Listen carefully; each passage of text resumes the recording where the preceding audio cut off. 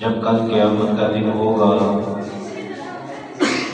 اللہ رب العزت بندوں کو اندھا کر کے اٹھائیں گے اور ان کی جو معیشت ہے، جو ان کی زندگی ہے، وہ بے تنگ کر دی گئی ہے۔ آج ہر بندہ یہی شکوہ اور شکایت کرتا ہے کہ حالات خراب ہیں، لاکھوں کماتا ہے تو روتا نظر آتا ہے، ہزاروں کماتا ہے تو روتا نظر آتا ہے۔ وَمَنْ أَعْرَضَ عَنْ ذِكْرِي فَإِنَّ لَهُ مَعِيشَةً ضَنْكًا۔ اللہ رب العزت نے اس کی معیشت اس پہ تنگ کر دی ہے۔ کہیں پہ کوئی پریشانی، کہیں پہ کوئی پریشانی، اللہ رب العزت نے اس کی معیشت کو اس پر تنگ کر رکھا ہے۔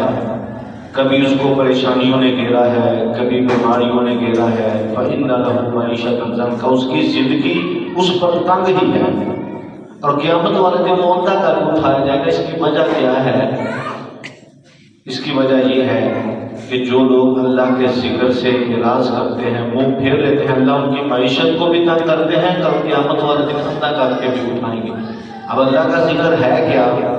جہاں پہ بے شمار اذکار ہیں، وہاں پہ نماز قائم کرنا بھی اللہ کا ذکر ہے۔ فرمایا وَأَقِمِ الصَّلَاةَ لِذِكْرِي، نماز قائم کرنا یہ میرا ذکر ہے۔ جو بندہ نماز نہیں ادا کرتا یا نماز پابندی سے نہیں پڑھتا، پھر اس کی معیشت تنگ ہو جاتی ہے، وہ بھی پریشانیوں کا سامنا کرتا ہے، بیماریوں کا، دکھوں کا، مصیبتوں کا سامنا کرتا ہے۔ رسول اللہ صلی اللہ علیہ وسلم اپنے صحابی حضرت ابو ذر غفاری رضی اللہ تعالیٰ عنہ کے ساتھ تھے، جا رہے تھے، بڑی بڑی تکلفی کے ساتھ خزاں کا موسم تھا۔ آپ علیہ السلام نے درخت کی ایک ٹہنی کو پکڑا، اس کو حرکت دی، اس کے سارے پتے جل کے زمین پر گر گئے۔ اللہ اکبر۔ حضرت ابو ذر نے پوچھا اللہ کے رسول یہ کیا ہے؟ آپ علیہ السلام نے فرمایا یہ نمازی بندے کی مثال ہے، جب وہ نماز میں حرکت کرتا ہے، رکوع و سجود کرتا ہے، اس کے سارے گناہ جھڑ جاتے ہیں۔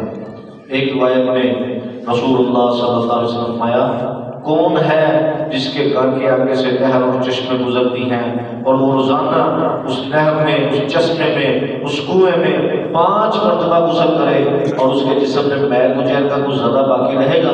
صحابہ عرض کیا اللہ کے رسول بندہ 5 مرتبہ ایک دن میں غسل کرے اور اس کے جسم میں میل کچیل کا کوئی ذرہ باقی رہ جائے، یہ ناممکن ہے، یہ نہیں ہو سکتا۔ تو آپ علیہ السلام نے فرمایا یہی تو نمازی بندے کی مثال ہے، جب وہ 5 نمازیں ادا کرتا ہے اللہ رب العزت اس کو گناہوں سے پاک اور صاف کر دیتے ہیں۔ نماز پڑھنا تو دور کی بات ہے، بندہ وضو کر رہا ہے، ہاتھ دھوتا ہے، ہاتھوں کے گناہ معاف ہو جاتے ہیں، کلی کرتا ہے، منہ کے گناہ معاف ہو جاتے ہیں، ناک میں پانی چلاتا ہے، منہ دھوتا ہے، چہرہ دھوتا ہے، سارے گناہ جسم کے جو وضو والے اعضاء ہیں ان کے گناہ تو معاف ہو جاتے ہیں۔ وضو کرنے سے اس کے گناہ معاف ہو جاتے ہیں، جو نماز پڑھ رہا ہے وہ تو اس کے لیے اضافی ہو جاتی ہے۔ تو محترم بھائیو، یہ نماز صرف رمضان میں ہم ادا نہ کریں بلکہ رمضان کے بعد بھی اللہ کے فضل و کرم سے نمازوں کی پابندی کرتے رہیں۔ اللہ رب العزت سے تو اللہ رب العزت کی توفیق عطا فرمائے۔ آخر دعوانا الحمدللہ رب العالمین۔